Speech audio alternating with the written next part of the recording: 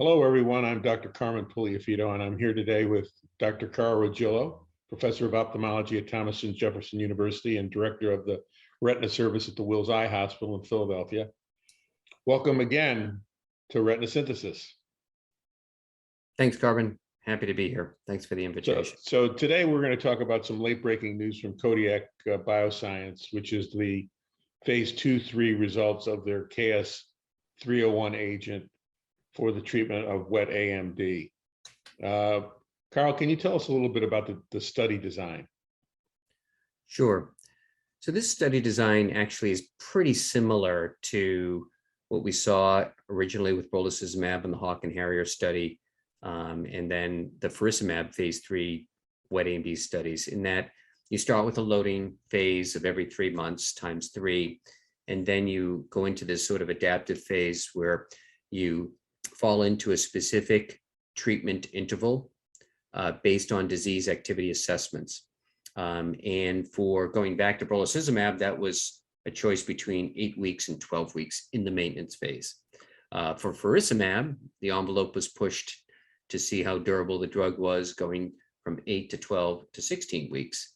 And in here with KSI-301, the study was designed to jump right into 12, 16, and even push the envelope to 20 weeks during the maintenance phase up to the primary endpoint, which is weeks 48, 52. So we're seeing a similar like study design as time goes on, and the control groups are the same, which is aflibercept dosed on label every month times 3 for the load, and then fixed every 8 weeks thereafter. And we know what to expect with that, and that's exactly what we saw in this study. Good vision gains, well maintained over the year. But in this study, we'll get to the results, you hope to see the same, right? You hope to see good vision gains out of the induction phase, and then well maintained out to the primary endpoint, being non-inferior to the control group. So the KS301 molecule had some characteristics that made it very promising as a long durability agent. Could you comment about those? Yeah, absolutely. Capabilities? So it's a unique molecule for sure. It is a standard anti-VEGF-A antibody, full-length standard antibody, and it's covalently bound to an inert, optically clear biopolymer, and that creates a very large molecular moiety, and that in effect increases the half-life, so slows the clearance of the drug from the vitreous cavity in the eye in general.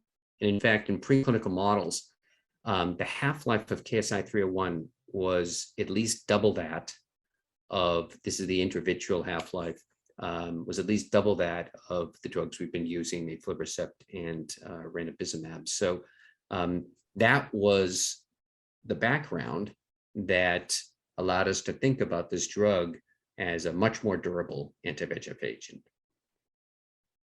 So what happened? Well, surprisingly, the KSI-301 5 milligram dosed arm in the study did not reach its primary endpoint of being non-inferior in terms of mean change in BCVA from baseline compared to on-label dosing of aflibercept every 8 weeks.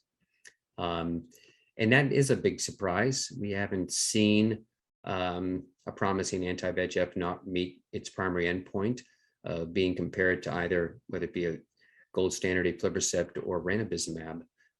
So I think it caught everyone off guard. Out of phase 1, the open label study with KSI, this drug did look to be very durable with good disease control, adequate drying, and so forth. And that experience, of course, led to this study design of every 3, 4, and 5 month dosing with KSI. But when you look at the results, you can see that you've got sort of 2 patient populations, one in which the drug did really work very well and was very durable. But the every 12-week arm, which is 30% of the patients, unfortunately lost vision and drove the mean of the entire patient population down.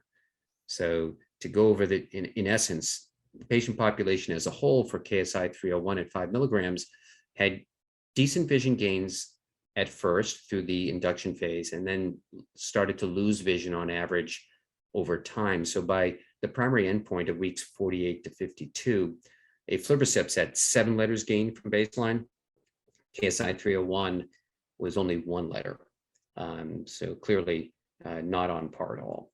And when you look at the OCT, which you know better than anyone else is the best measure of disease control, best way to look at disease control, it doesn't seem to adequately control the disease across the board, in that we're not seeing is the magnitude, the same degree of reduction in central subfield thickness by OCT early on and then through the study. It just didn't perform as well as Eylea did, dosed every 8 weeks with this extended dosing.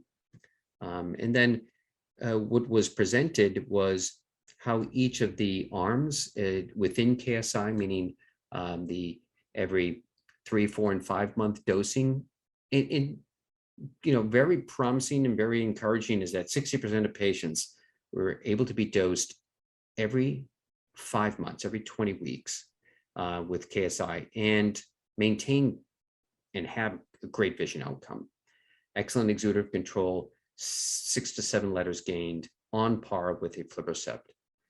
But it's clear there's a patient population where the drug was not adequately controlling disease, and even every 12-week dosing was not adequate.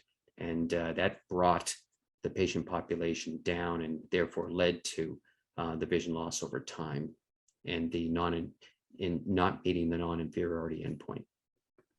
Well, we know that there's a tremendous admixture of patients with wet macular degeneration. There are patients that have a low treatment burden and then patients that have a high treatment burden.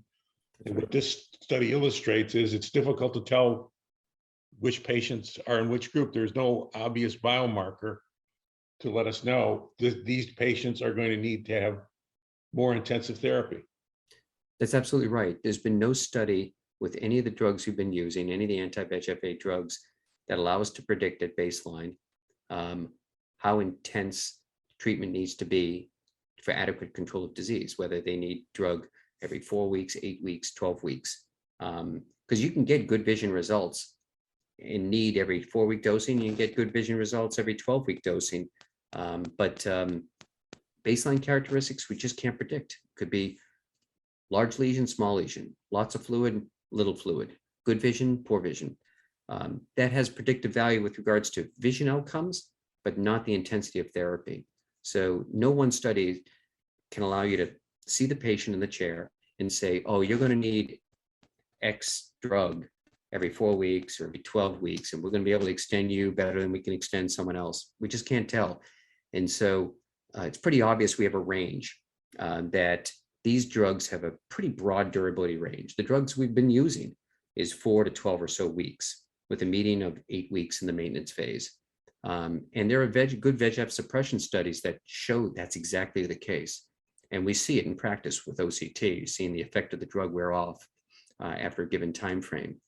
In this study, in hindsight, we probably would have had better results if KSI was able to be dosed more frequently, such as every 8 weeks. And there is a KSI study in wet AMD that is being, in which the drug is being dosed frequently, and that's the Daylight study. And that's looking at monthly dosing. So it's going to be very interesting to see if the drug will indeed perform as well as Eylea, dosed on label, but very frequently. And that is, again, it's called the Daylight study. So is that the next step for Kodiak and wet macular degeneration? If you wanted to capitalize on the positive results of this study, how would you design a follow-on trial? Yeah, we're not sure we need a follow-up study or another, I should say, a new study in wet AMD. If the Daylight study, which is a 1-year study comparing KSI dosed monthly throughout the entire study versus Eylea dosed monthly at the load, but every 8 weeks thereafter. if it reaches non-inferiority, it is possible the drug could get a label, get FDA approved, and a label that says this drug is non-inferior, dosed monthly. But we know from the Dazzle study, and we'll know in practice when we use the drug potentially less frequently, that the drug is certainly more durable for many of our patients. And so I just think of the drug and the ability to control disease with a really broad range. And so it could very well get approved and on the market if daylight reaches its primary endpoint without necessarily having to do another wet AMD study, especially considering there's a huge program testing KSI 301 at this dose for other disease states. And the FDA will sometimes consider the totality of the drug's performance, both efficacy and safety, across the disease states. So it's being tested for DME, it's being tested for RVO. This is all at the pivotal stage for registration trials, and even DR without DME. So there's going to be a lot of safety data. There's going to be a lot of information about durability.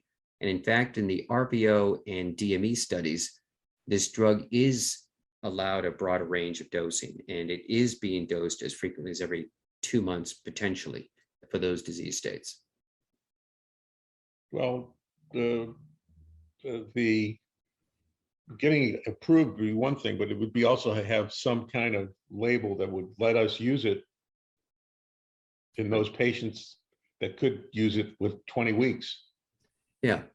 See, no one's going to worry if we use a drug less frequently, right? So if the label says KSI dosed monthly is as effective as Eylea, we certainly have the latitude to dose it less frequently. It's just that the drug cannot be promoted, and the sales force can't talk about the drug being used less frequently. We can certainly run our own trials. We can certainly do our own treat and extend study. We can certainly anecdotally just treat and extend patients with the drug to see if we can. And in fact, I think it'd be nice to have a drug that might control 30, 40, 50 or more % of our patients being dosed every 5 or 6, I mean, sort of 4 to 5 months, maybe. So I think it will have, to have this drug available will be beneficial for our patients and those of us in practice. Well, listen, thank you so much, Carl, for your help on bringing this late-breaking news to our audience. And we'll be following on because I think KS 301 does have a future. Yeah, I agree. Thank you.